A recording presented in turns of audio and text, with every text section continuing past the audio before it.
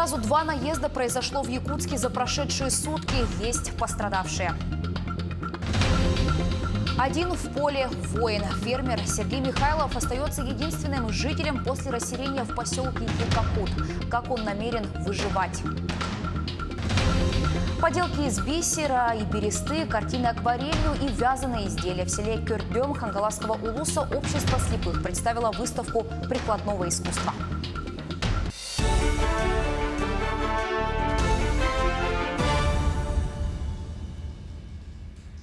Это новости в прямом эфире. В студии Анастасия Кобызева. Здравствуйте.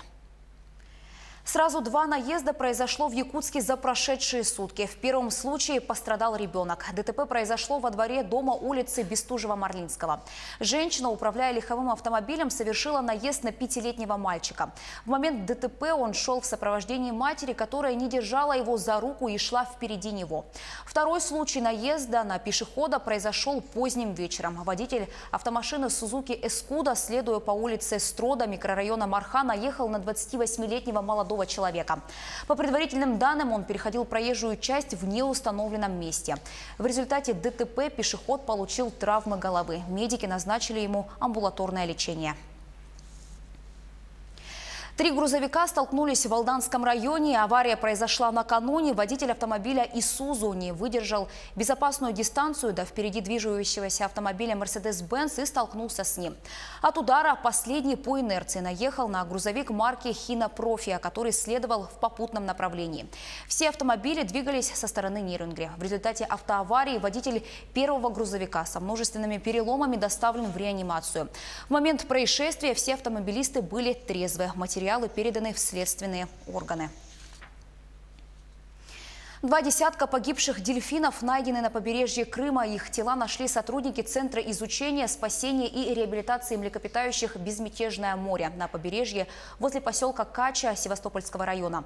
На всех телах были отмечены следы попадания в камбальные сети. Зоозащитники определили, что как минимум 1 из погибших самок была беременна. К другим темам. В России изменятся критерии нуждаемости при начислении ежемесячной выплаты на первых детей до 1,5 лет. Соответствующий законопроект подготовило Министерство труда и социальной защиты. И в ближайшее время его внесут на рассмотрение в Госдуму. Если сейчас этот вид поддержки получают семьи с душевым доходом не выше 1,5 регионального прожиточного минимума, то с 1 января следующего года порог нуждаемости будет увеличен до 2 прожиточных минимумов. По оценкам Минтруда, в 2020 году выплаты получат примерно 359 тысяч семей. Как подчеркнул глава ведомства Максим Топилин, такая мера поддержки является весомой в рамках национального проекта «Демография». В Ленске на дорогах автомобилистам и пешеходам приходится тесниться. Кучи снега и гололед не дают горожанам ходить по тротуарам. Проблема для ленчан типичная, повторяется из года в год. Подробнее в сюжете Вячеслава Пилипенко. Сегодня ленчанам повезло. Добраться до работы удалось, не промочив ноги. Ночью температура воздуха опустилась до минус 7 градусов. Снежная каша на тротуарах и во дворах замерзла. Подрядные организации борются за чистоту тротуаров, но не успевают за погодой. В городе тротуары приведены на 90% все в состоянии сухого. Единственное, 10% остается у нас, так как влага скапливается на тротуарах. Второй этап у нас остается, это уборка техникой с щетками, уборка влаги с самих тротуаров. Нечищенными остались тротуары всего по 2 направлениям. Вроде бы ничего можно обойти, но по факту нет. Расположены они рядом с проезжей частью. Один неверный шаг и можно оказаться под колесами проезжающего автомобиля. Правда, подрядчик уверяет, что скоро все почистит, хотя сложности есть. Тротуар по Чапаева и по Анюйска — это вот 10%, которые входят в нечищенные тротуары. Эти тротуары стоят у нас по графику, будет полностью чистка. То есть будет... Так, да, там получается у нас несоответствие ширины тротуаров техники. Там получается тротуары очень сильно заужены. Там тротуар по ширине, грубо говоря, сантиметров, наверное, 80, там даже метра нет. Борьбу со снегом ведут не только в Ленске, в Айхале. Также уделяют особое внимание тротуарам и площадям. Там ситуация не такая критичная, снег тает менее активно. За март на полигон вывезено 1200 кубометров снега. Очисткой придомовых территорий занимается айхальское предприятие жилищного хозяйства.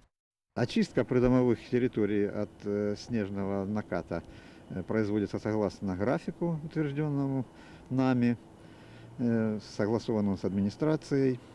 И так как у нас в тарифе уборка предусматривается 2 раза в год, то есть мы это делаем осенью и к весне, вот, перед тем, как снег будет сходить. Значит, задействовано у нас 6 единиц техники на очистке, 2 КАМАЗа самосвала, погрузчики, 2 мини-погрузчика, 1 большой Амкадор. В этом году со снегом справляются лучше, чем в предыдущие. Дороги практически сухие, тротуары тоже приводят в порядок. А вот во дворах многоквартирных домов проблема не решена. Еще пара теплых дней, и линчане поплывут. Вячеслав Пилипенко, Альбина Шарифеддинова, Сергей Счастный, Денис Хазов. Телеканал «Алмазный край». Вопрос с переселением жителей села Екакут Алданского района решен. 1,5 десятка человек скоро покинут дома, как только приобретут квартиры в близлежащих населенных пунктах. В Екакуте останется единственный житель – фермер Сергей Михайлов. Как будет жить и развиваться сельскохозяйственное подворье без села, узнавала Татьяна Вахнина. Екакут является собой пример села, в коем занятие сельскохозяйственной деятельностью в промышленных масштабах невозможно. 30 лет назад здесь действовали совхоз и животноводческая ферма. Туберкулезная больница, переведенная в село в начале нулевых, сузила рамки возможностей. Выход с продуктами на рынке невозможен. Животные подвержены инфицированию. Теоретически мясо и молоко могут содержать бактерии, вызывающие туберкулез. Ну, в промышленных масштабах, да, потому что у них есть определенные правила по больнице и по сельскому хозяйству. Сегодня в Екакуте животноводством занимаются 2 семьи. Для себя. Сергей Михайлов продолжает дело, которое его родители начинали еще в 90-х годах. На подворье Сергея 6 коров. Фермер получает материальную поддержку из бюджетов поселения и района. Основную часть задач решает своими силами. Отказываться от занятия сельским хозяйством Сергей не думает. Кормит она, но есть и такие нюансы, конечно. А так нормально, тянем. Скоро село покинут последние 1,5 десятка жителей, как только найдут квартиры в близлежащих городах и поселках. Деньги на приобретение жилья люди получат из бюджета. Сергей останется в Екакуте один. Так и останусь, да, дальше буду расширяться, в парники строить буду. По тихой грусти будем. Когда последний житель покинет Екакут, село не будет снабжаться электроэнергией. Окажется закрытым вопрос и с ремонтом и поддержанием давно прогнившего моста. Расчистка дороги также станет проблемой Сергея. Если действительно поселок закроют, это ограничит и дороги не будет, и электроосвещение, и на себя брать такую большую задачу будет нелегко. Перспективы обозримого будущего Сергей осознает в полной мере, однако к решению проблем он готов, а фермера не обойдет ни одна из трудностей. Наиболее масштабной задачей Сергей видит поддержание моста. Потом как-нибудь в силах подшаманим его, подделаем, чтобы сами переезжать будем. Мне-то он нужен будет мост по-любому. Так что буду договариваться с артелями. Скоро Екакут опустеет. Люди уедут, решится вопрос и с переводом туббольницы в город. Впрочем, село, как административная единица, продолжит существовать. Прописанными здесь останутся порядка 100 человек. Они получат квартиры в рамках 3-го этапа переселения с 2025 по 2030 годы. Для Сергея это обстоятельство, однако, не изменит ничего. Татьяна Вахнина, Сергей Шипачев, Александр Лукин, Алданский район, село Екакут. В Якутске стартовал первый киберфестиваль «Сайберфест Якутия-2019», приуроченный к году консолидации в республике. Одна из задач, которые ставят организаторы фестиваля – формирование привлекательного имиджа киберспортсмена. А целью мероприятия является формирование якутского бренда на мировых соревнованиях. В рамках фестиваля будет проходить отборочный этап чемпионата России по компьютерному спорту.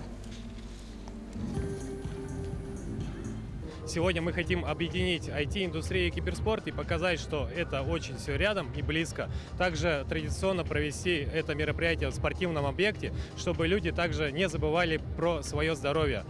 Сегодня у нас на соревнованиях присутствуют лучшие из лучших, который победитель полетит на российские соревнования чемпионата России по компьютерному спорту. То есть мы провели сначала республиканские соревнования, а сейчас финалисты борются за квоту на чемпионат России.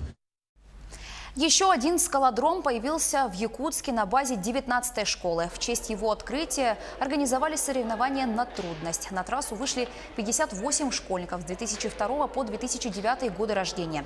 Что касается скалодрома, то он открывает новые возможности для занятия спортом. Сооружение не очень большое, но для новичков в самый раз.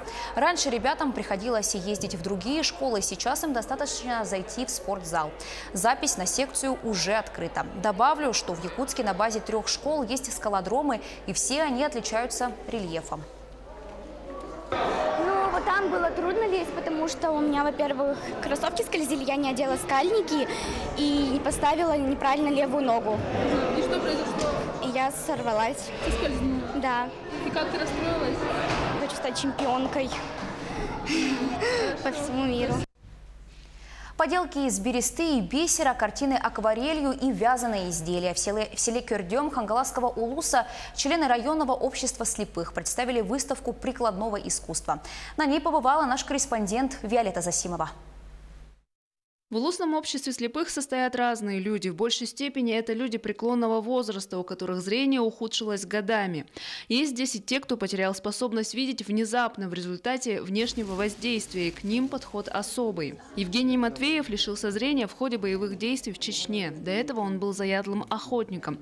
Воспоминания о тех временах живо сохранились в его памяти, и теперь он самостоятельно создает деревянные фигуры на промысловую тему. Ну, это буран сделал, потому что я этот буран с детства знаю. Потому что я на этом буране ездил, на охоту везде. Я сам не Покровский, я с Жиганского улуса северный, поэтому я буран с детства знаю. Раиса Алексеева еще с детства была увлечена рукоделием, но и с малых лет у нее начало портиться зрение. После окончания школы именно проблемы со зрением помешали Раисе Алексеевой поступить в художественное училище. Но она не отчаялась и, работая на фабрике Сардана, самостоятельно обучилась шитью и рисованию. Сейчас она пишет картины акварелью и маслом, изготавливает одежду и аксессуары в национальном стиле. Ой, конечно, трудности есть. Например, вот самое главное, то, что зрение, из-за зрения очень большие трудности. Глаза устают, вообще устаешь. Если я рисую, то я вообще, можно сказать, иногда лежу прямо над рисунком на столе. Раисе Алексеевой, Евгению Матвееву и другим рукоделам из улусного общества слепых с организацией выставки помогли волонтеры из так называемого зрячего актива. Они нас приглашают, когда вот белая трость, потому что мы же в деревне не разделяемся же, поэтому мы все время, все, что у них проходит, они нас вызывают. Обществу слепых Хангаласского улуса в этом году исполняется 65 лет. В нем сейчас состоят 92 человека, из них 19 абсолютно слепые. Каждый, кто вступил в общество, нашел здесь поддержку и понимание, раскрыл в себе скрытые таланты и способности. Виолетта Засимова, Федор Тарасов, Хангаласский улус. К этой минуте у меня пока вся информация. Не переключайтесь.